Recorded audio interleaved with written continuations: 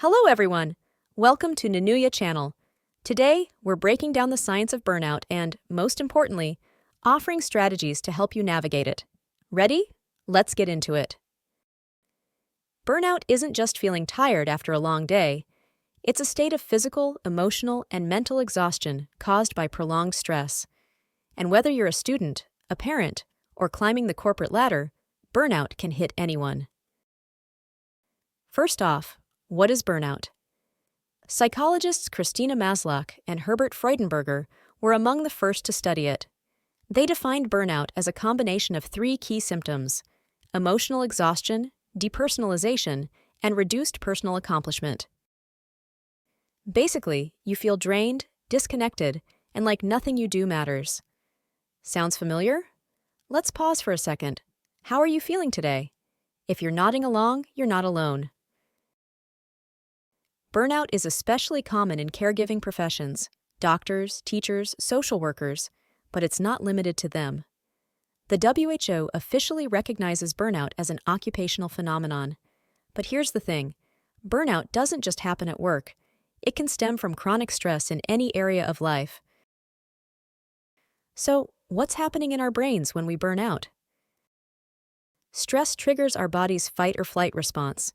Cortisol, the stress hormone, spikes, which is helpful in short bursts. But when stress becomes chronic, our systems don't get a break. Over time, this constant activation depletes our energy reserves, disrupts sleep, and can even shrink the brain's prefrontal cortex. Yep, the part responsible for decision-making and self-control. That's your brain saying, "I need a reboot." But it's not just physical. Burnout is deeply emotional. You might feel apathetic or lose interest in things you once loved. And there's a social component too. Many people feel isolated, believing they're the only ones struggling. Okay, let's talk warning signs. Burnout doesn't usually appear overnight. It creeps in slowly. Here are a few red flags to watch for. Chronic fatigue or insomnia, feeling irritable or overly emotional, trouble concentrating or making decisions, physical symptoms like headaches, stomach issues, or frequent illness, a growing sense of cynicism or detachment. If this is sounding too familiar, it might be time to pause and assess. All right, let's get to the good stuff. How do we combat burnout? Here are some actionable tips backed by science and psychology. Reframe your mindset. Burnout often makes us feel like we've lost control. Reframing your situation, focusing on what you can control, can make a big difference. Set boundaries. It's hard to say no, but overcommitting is a fast track to burnout. Be honest with yourself and others about your limits. Prioritize self-care. And no, I don't just mean bubble baths.